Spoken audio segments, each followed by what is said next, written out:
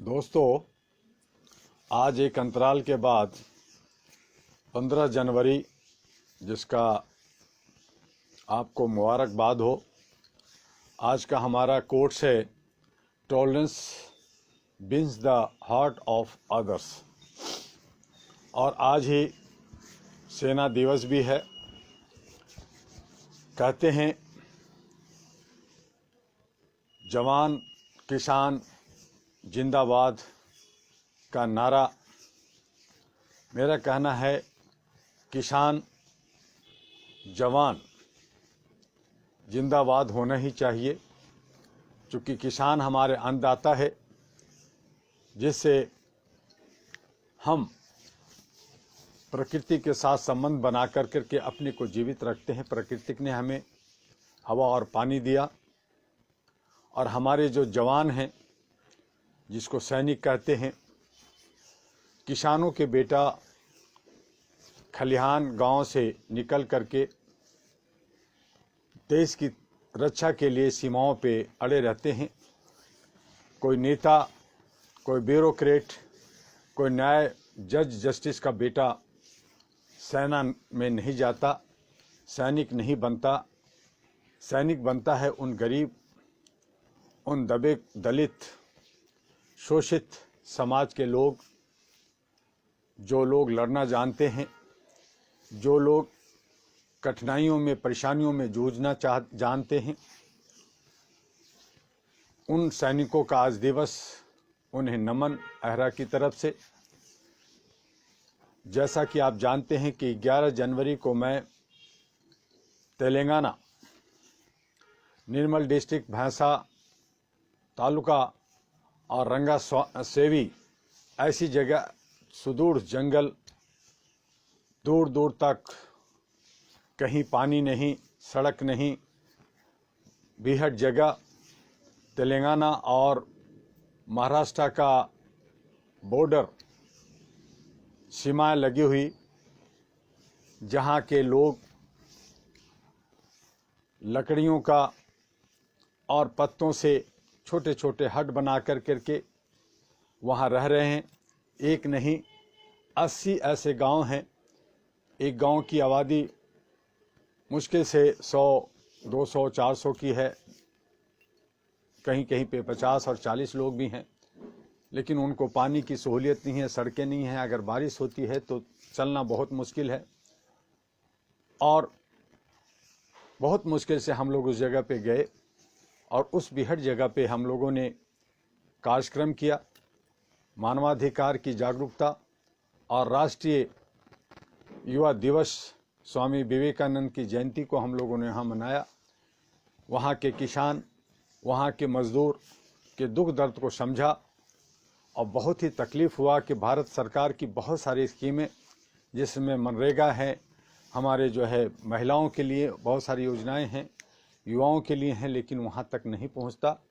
और वहाँ जो कुछ मुखिया, सरपंच या एसडीएम या जो भी लीडर्स हैं, एमएलए हैं, एमपी हैं, वो कहीं न कहीं बंदर बाट में लगे रहते हैं, और उनको सहूलियतें नहीं दी जाती। उनको ज़मीन का पट्टा भी नहीं दिया गया है, जो 30 साल से 40 साल से उस ज़मीन पर रह रहे हैं और कपास की, कॉटन की खेती करते हैं, मजदूरी करते हैं, और दबंग लोगों के शिकार बनते रहते हैं। मवेशी पालना, मवेशियों की वो बेच बाज करके अपना जीवन यापन करना उनका मुख्य पेशा है। खेती में काम करते हैं, जिससे पानी नहीं होता, लेकिन कपास और कुछ सूखी हुई चीज़ें जब बारिश थोड़ा बहुत होती है तो उससे वो कर लेते हैं। तो उस हालत में भी हम लोगों ने वहाँ देखा कि बहुत बुरी हालत है। तो वहाँ की प्रशासन को हम लोग, वहाँ के एसडीएम, डीएम और हमारे जो चीफ सेक्रेटरी हैं तेलंगाना के, गवर्नर्स हैं, जजेज हैं, उन तमाम लोगों को हम लोग लेटर्स भेज रहे हैं और उनसे रिक्वेस्ट करने जा रहे हैं कि उनकी हालात को देखें। वो भी एक भारतीय हैं, उनको नज़रअंदाज न करें। अगर हम पाकिस्तान से, अफ़गानिस्तान से, दूसरे देशों से अपनी भारतीयों को लाने की बात करते हैं, उनको संरक्षण देने की बात करते हैं, लेकिन जो भारत के अंदर दंडित हैं, शोषित हैं, उत्पीड़ित हैं, परेशान हैं, और 30-40 साल से भारत के एक भूमि से दूसरी भूमि पे रह रहे हैं तो उनका पूरा हक बनता है कि उनको अधिकार दिया जाए, उनकी मौलिक अधिकार, उनको संवैधानिक अधिकार, उनके जो है जन्मसिद्ध अधिकार, और उनको रहने और सहने खाने पीने की जो व्यवस्था है, उनकी नौकरी, उनका जो है काम का, उन सब का जो अधिकार बनता है वो सरकार और प्रशासन उनको दे। इसके लिए हमारी मांग होगी और उसके लिए हम लोग काम करेंगे। हमारे वहाँ के भैंसा, निर्मल और दिलाबाद के जो हमारी कमेटियां हैं, जो हमारे तेलंगाना में जो कमेटियां हैं, आंध्रा की जो कमेटियां हैं, उन सबको हम लोग सक्रिय करते हुए उनसे हमने बात करनी है कि वो सब वैसे इलाके जो अछूते हैं या जो दूर हैं, जिनको जहाँ लोग जाना नहीं चाहते हैं, प्रशासन भी नहीं जाती है, पुलिस भी नहीं जाती, तो उन जगहों पर जा कर के उनको मदद करने की ज़रूरत है, उनको अपलिफ्ट करने की ज़रूरत है। उत्थान हमारी एक नियति है जिस पे हम लोग काम करते हैं। तो इस तरह से हमें काम करने की ज़रूरत है। और जो हमारे जो अन्नदाता किसान, जिसको ये लॉलीपॉप हमारे सरकार जो किसानों की वोट से, जनता की वोट से शासन में आती है, शासन करती है, टैक्स से अपने सारे वो डीए भत्ता और सारी फैसिलिटी लेती है, उनको सोचना चाहिए। उनको आज विज्ञान भवन में फिर 10वीं बैठक होने जा रही है सरकार से और किसानों के बीच में। जो एजेंट हैं, जो गलत लोग हैं, उनको लेकर करके न्यायपालिका को दिग्भ्रमित करते हुए जो है ये सरकार अपनी हेकड़ी, अपनी जो है मनमानी, अपनी जो बातें मनवाना चाहती है। तो इस तरह से आंदोलन को चलने की बात होती है। जिस तरह से अंग्रेज भी तोड़ो और शासन करो की नीति पे चलता रहा, आज सरकार भी कर रही है। और जैसा कि मैं भारत के विभिन्न हिस्सों में जाता हूँ, जगह जगह मिलता हूँ, और मैं देख रहा हूँ कि जिस तरह से जनता का सरकार पर, अपने चुने हुए प्रतिनिधियों पर भी विश्वास नहीं रहा, गालियाँ देते हैं, बुरा भला कहते हैं, बददुआ देते हैं। उसी तरह से पुलिस डिपार्टमेंट, सिक्योरिटी पे भी लोगों की विश्वास नहीं है, उन्हें भी गालियाँ और बददुआएँ मिलते रहती है। और अब जिस पे बहुत विश्वास था कि न्यायपालिका हमारे लिए जनता के हित में काम करती है, वो भी कहीं न कहीं बदनाम और शक के घेरे में आ गई है और जनता आजिज हो गई है। और जनता अब कहने लगी है कि न्यायपालिका भी सरकार के गोद में बैठी हुई है और सरकार के हित में बात करती है, जनता के हित में बात नहीं करती है। ऐसी सूरत में हम कहाँ जाएं? एक दर्पण दशा और दिशा दिखाने का बहुत सारे आंदोलन मीडिया की वजह से, उनकी दशा दिशा दिखाने की वजह से हुआ। लेकिन आज की जो मीडिया है, जो खास करके इलेक्ट्रॉनिक मीडिया है, चंद मीडिया, बहुत सभी को नहीं कह सकते कि बहुत सारे लोग अपने ज़मीन को नहीं बेचा है, बहुत अच्छा काम कर रहे हैं, अच्छा वो लिखते हैं। कई लोग जहां देखते हैं कि मैं कहीं, कल भी तो यही हो रहा है, ड्रामा साला।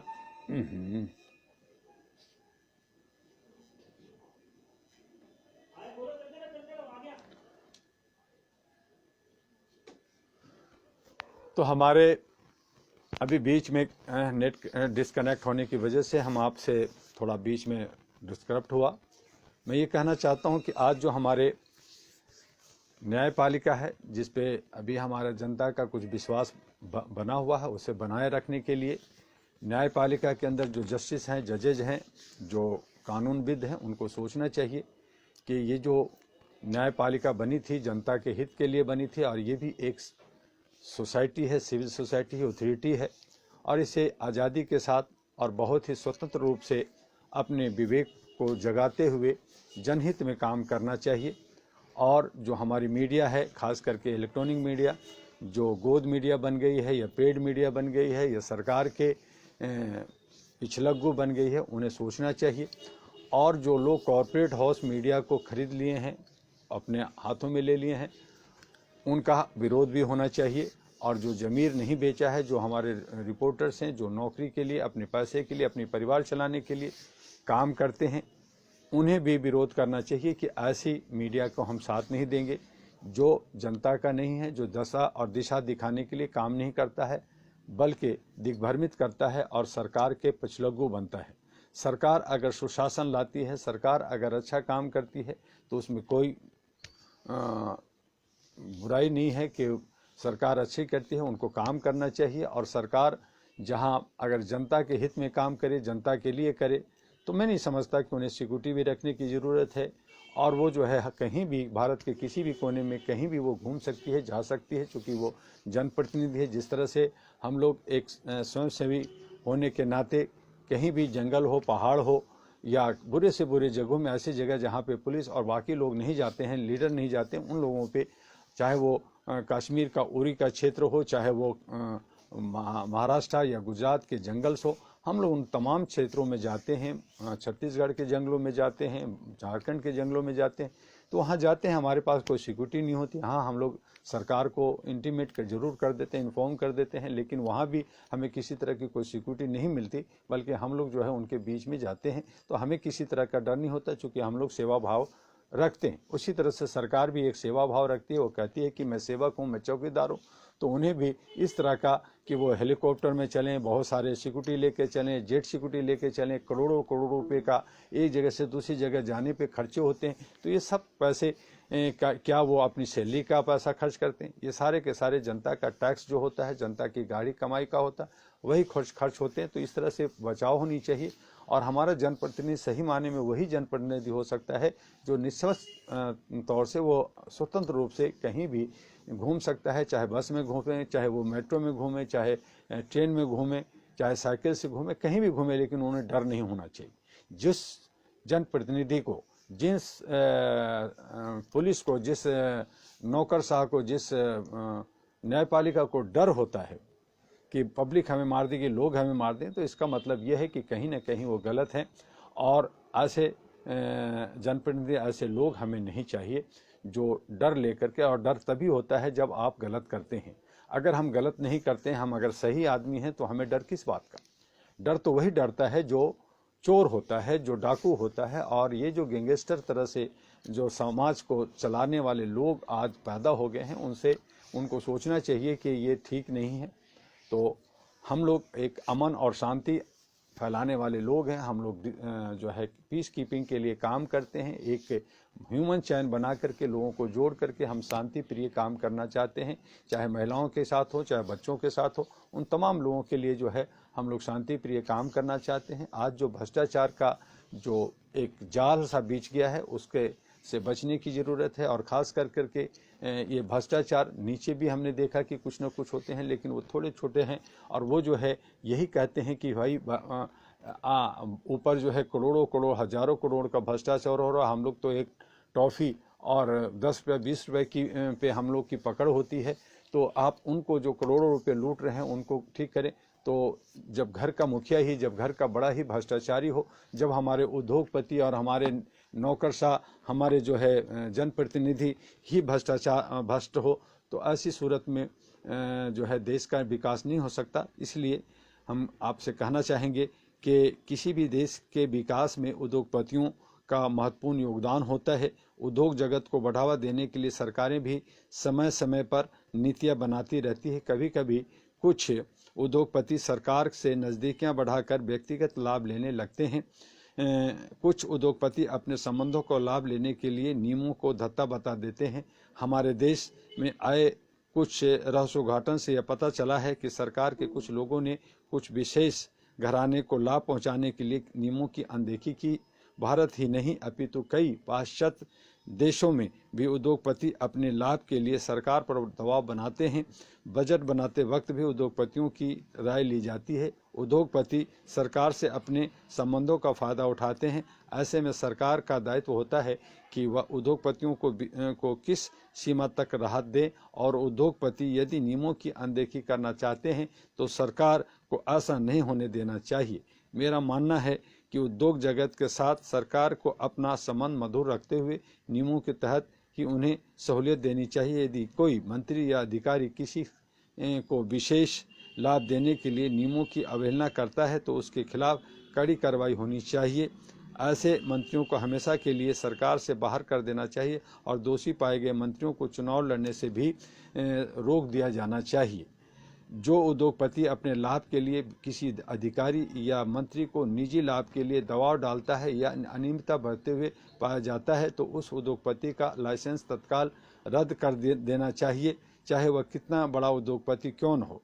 कोई सरकार यदि एक बार साहस करके बड़े से बड़े उद्योगपतियों के खिलाफ कार्रवाई कर देगी तो आगे चलकर यह एक उदाहरण बनेगा और भविष्य में कोई भी ऐसा करने से बच सकता है। लेकिन वर्तमान समय में हम देख रहे हैं कि सरकार जो है उद्योगपतियों से मिल करके जो है शासन चलाना चाहती है, उनको फ़ायदा पहुंचानी चाहती है। और यही वजह है कि हमारे किसान अन्नदाता आंदोलनरत हैं, वो अपनी मांगों पे लगे हुए हैं। उनका कहना है कि जो हमारे कानून बने हैं जो हमारे विरुद्ध हैं उनको वापस ले जाए, और वो ट्रैक्टर रैली और बहुत सारी चीज़ें करने के लिए तैयार है। सरकार अपने तरीके से उस आंदोलन को तोड़ने में लगी हुई है। और अब सुप्रीम कोर्ट जो नेता ही कहते हैं कि हमारे भारत का सुप्रीम संस्थान, जबकि सुप्रीम संस्थान हमारी पार्लियामेंट होता है, राष्ट्रपति होता है, लेकिन कह रहे हैं कि ये सुप्रीम जो है हमारा सुप्रीम कोर्ट है और उसे भी अपने पाले में रख करके बात कर रही है, तो ये ठीक नहीं है। और इस पे जो है जनता को जागरूक होना चाहिए, आवाज़ उठाना चाहिए। इसीलिए मैंने बार बार कहा, raise your voice on human rights. तो इस पे हम लोग काम करें और आगे बढ़ें, जनता के हित में, अपने हित में और समाज के हित में। और अंत में मैं आपसे ये कहना चाहूँगा कि जो मेरे ये भ्रमण तेलंगाना का था, हमारा आदिलाबाद और निर्मल डिस्ट्रिक्ट का भैंसा का था, उनमें जो हमारे तमाम साथियों ने जो आंध्रा से तेलंगाना के तमाम विभिन्न क्षेत्रों से हमारे साथ वाइस प्रेसिडेंट, हमारे साथ कोऑर्डिनेटर्स, हमारे साथ सारे जो कमेटी के लोग थे, उन तमाम लोगों को मैं बहुत बहुत शुक्रिया अदा करूंगा कि उन्होंने हमें साथ दिया और बहुत ही अच्छा सफ़र रहा। और इसका अच्छा एक उदाहरण भी होगा। हम अन्नदाता किसानों के साथ हैं और मज़दूरों के साथ हैं, मजबूनों के साथ हैं, दलितों के साथ हैं, उनको साथ रहें। और साथ साथ जो हमारे साथ जो हमारे मेरा बर्थडे भी 14 जनवरी को बड़े धूमधाम से लोगों ने मनाया, उनके लिए भी बहुत बहुत शुक्रिया जो आपने हमें साथ दिया, हमें ब्लेसिंग दिया। और फिर हम इसी तरह से आपसे रोज़ 1 बजे, जब तक मैं दिल्ली में रहता हूँ, दिल्ली से बाहर रहने के बाद थोड़ी मुश्किल हो जाती है, सफ़र में रहते हैं, बहुत सारी मीटिंग्स होती है, तो उसमें हम आपके सामने नहीं आते। लेकिन जब भी मैं दिल्ली में या ऑफिस में रहूँगा, आपसे 1 बजे इसी तरह से आपका यूट्यूब पे, फेसबुक पे आप उसको शेयर करें, सब्सक्राइब करें और उसको लाइक करें और इससे ज़्यादा से ज़्यादा लोगों तक पहुंचाएं अपनी भाषा में। तो इस तरह से हम लोग जो है मानवीय मूल्यों के लिए जो काम कर रहे हैं, बहुत सारे गलत तत्व के लोग भी हमें रास्ते में मिलते हैं, तरह तरह के लोग जो है घुस करके इसका मिसयूज भी करते हैं, तो उनसे भी बचने की ज़रूरत है, सावधान रहने की ज़रूरत है। और नए साल में 2021 ईस्वी के जो आज हमारा 15 जनवरी यानी 15 दिन निकल चुका है, बाकी हमारे जो अभी इस साल का 11.5 महीना बचा है, उसे हम बेहतर बनाएं, खुश रहें, आबाद रहें और आगे बढ़ें। आपका डॉक्टर एमी दुआ। जय हिंद, जय भारत, नमस्कार।